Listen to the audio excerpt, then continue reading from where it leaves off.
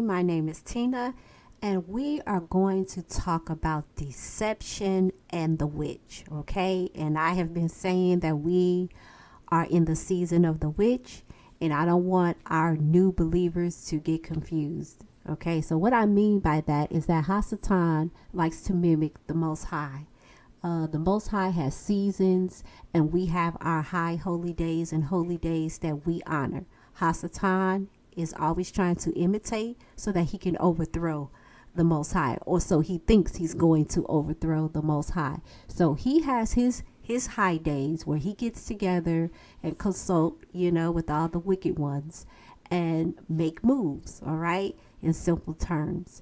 And so the reason why we call it the season of the witch, because we see so many high days of Hasatan, and it always starts with Halloween, and it goes all the way up through Valentine's Day. Okay, so this season is why we call it the season of the witch. We traditionally, we don't have any high holy days unless we are celebrating Hanukkah and Purim. But if you don't celebrate those days because they're not commanded, then we rest basically during the winter time up until spring. But guess who's active? Hasatan, right? So this is why I say we have entered into the season of the witch. So let's look at the word deception. All right, let's look at the Hebrew word for deception, patah.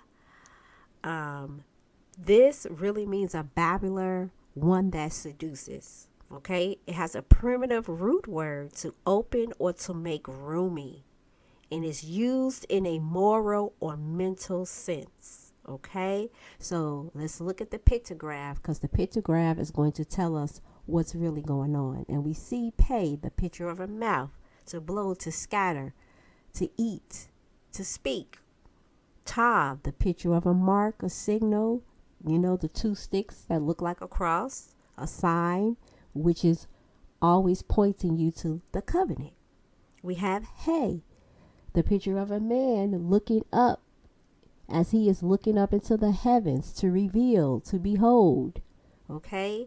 And when we look at the opposite of what's going on, we're going to get a good picture, right? So let's look at the first time that we see the word patah in scriptures. And it is found in Genesis chapter 9, verse 27. And we're dealing with Japheth. All right. And he will be enlarged. He will be blessed. And he will dwell in the tents of Shem. And Cain will be his servant. Right. And so this is used in a sense to make roomy, to enlarge. And that's exactly what the opposite of that word means when you are seducing or deceiving someone. Right? You're using words. You're using words to scatter. Because you look at that pay, the mouth, to speak, to scatter, to blow. And these words are expanding. They're becoming great because your mind, in a mental sense, you're not guarding it. You're not keeping it. I just did a video talking about studying. And a lot of us, we are so into studying that we get deceived with our studying. Okay, so all these words go hand in hand. We see Yaakov, okay, and Laban. We see Yaakov, and there's a Hebrew idiom that says, it is a sin to steal someone's mind. Okay, we see that in Leviticus 19, the 10th verse. And y'all know what happened with Yaakov and Laban. Go back and read it and see what you can get out of that. And how, he didn't tell a lie, but he purposely kept information from someone that will hurt them. All right. And so deception is the same way. They give you just a little bit and then they walk you out of it. They don't give you all of the truth. Okay. And you don't even know you're being talked out of the truth. It is a seduction. And we see that heavy in this season. And the witch, she won't quit talking. And she's using people. However, we all know the Most High can use any situation and turn it around for his good. But nevertheless, we are in that season where this particular unclean spirit is speaking, and it's subtle. It's wrapped in a beautiful package. And most of us, we hear or read into anything. I mean, we got that bad. Somebody will say something and we're already reading into it with our biased opinions, and we already have our mind made up. So when we hear key words, we just fall for it. And it's really going to really kill us in the end. So what do I mean by kill us? Because when someone is deceiving you, they are keeping information or truth from you that will hurt you in the end. Okay? And this babbler, this witch, that is what she does, and she does it all the time, especially during this season. And so we want to be very careful when we are being pulled in year after year with this speech or this seduction. And the witch will use people to seduce you with part of the truth so that they can walk you out of it and get you on the opposite path. Because that's exactly what seduction does in the Hebraic sense. So it is opposite of pointing you to the covenant. Now it's pointing you to a lie. And you're going to get revelation from this witch. But she's already seduced you. She already has your mind. She already stole a piece of information from you.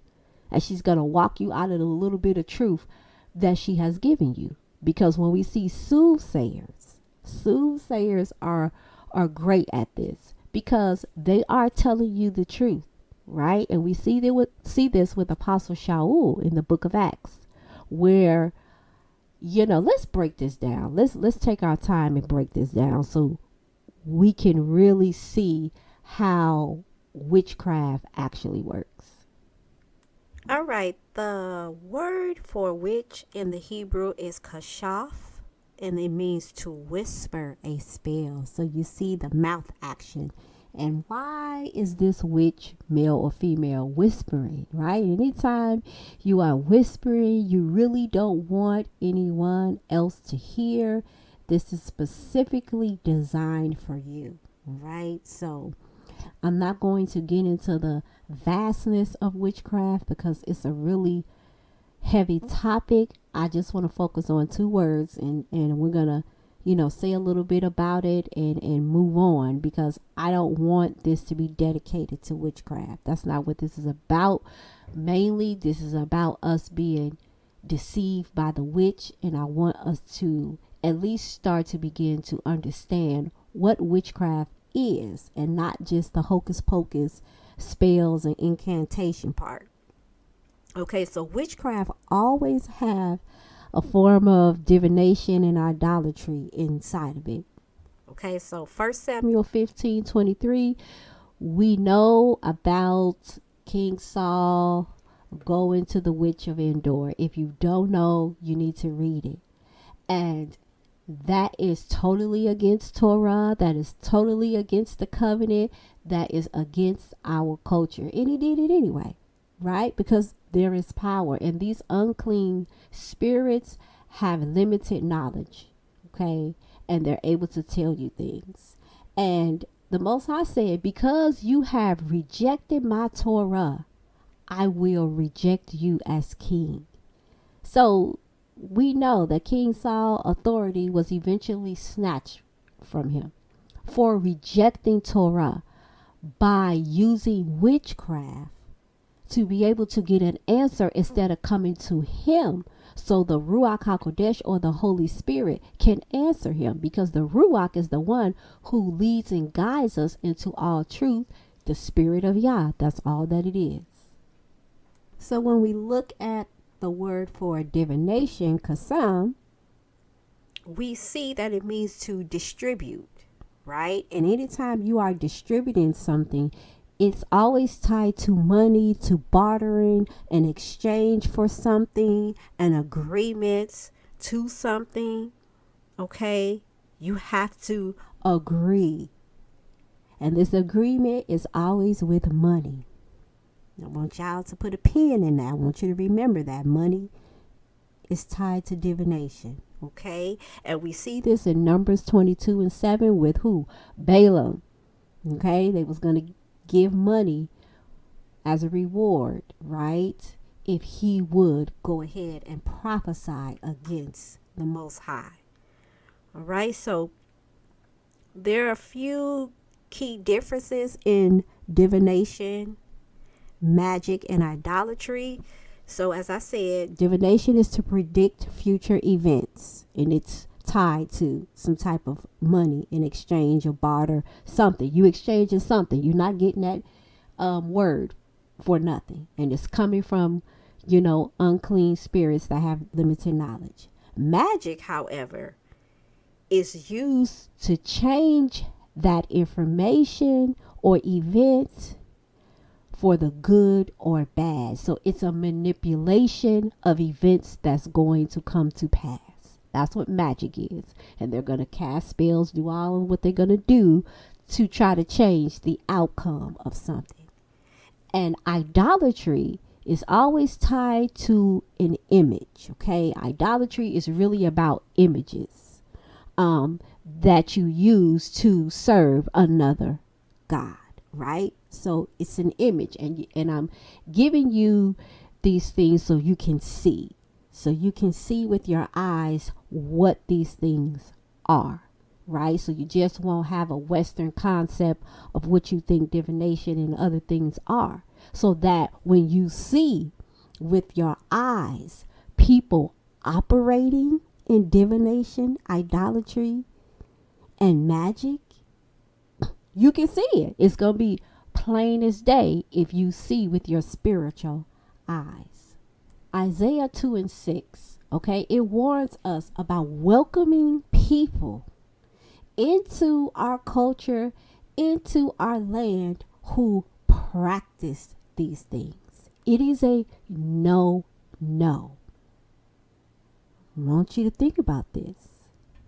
We are not to welcome people into our culture and our faith who practice these things, because when they come into the faith, they are supposed to not only denounce with their mouth, okay, but they should be burning these images, getting rid of these images and anything else, books, occultic practices. You should see that is gone. You're supposed to see with your eyes, again, that is gone. They just can't say with their lips a piece of the truth. We have to see with our eyes that they have, done away with these practices and the things that go with the practices. All right, so we are going to look at Acts chapter 16, and we're going to look at Apostle Shaul and the slave girl who was, quote unquote, trying to prophesy, right?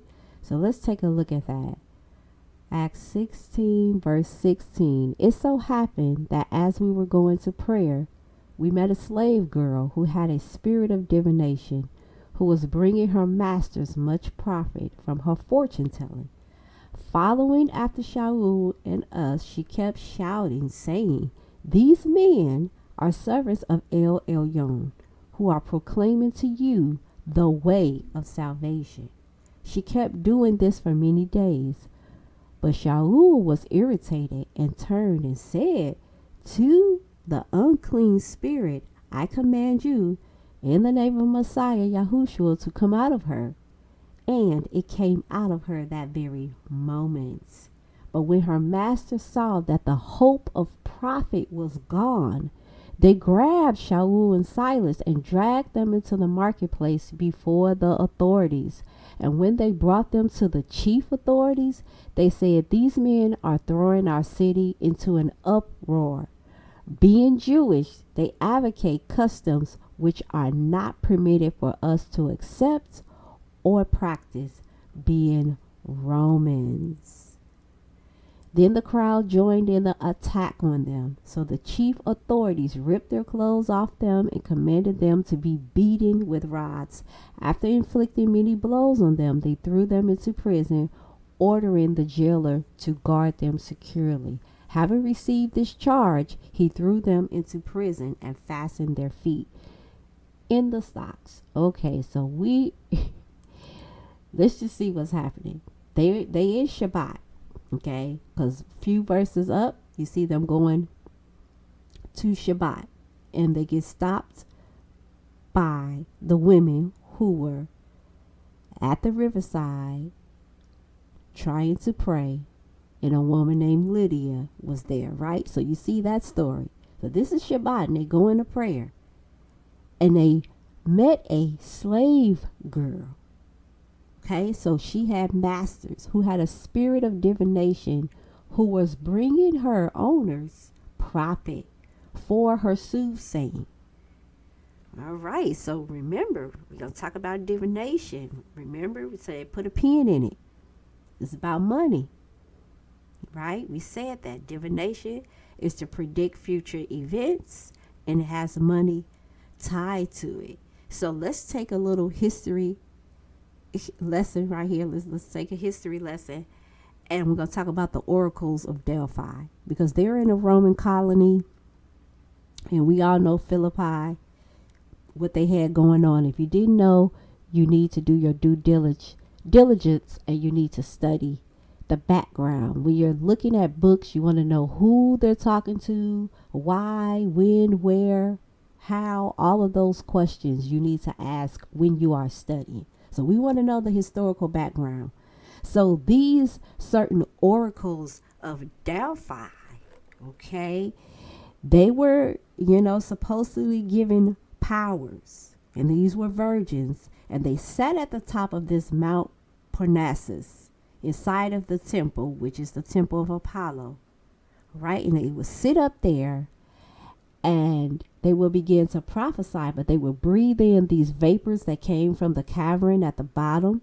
Okay, and these vapors would come up, and they would inhale them, and it would put them in a trance-like state, and it would change their voices, and then they would begin to quote-unquote prophesy or to see. Okay, and Romans and Greeks, their leaders, they did not make a decision unless they went to this oracle.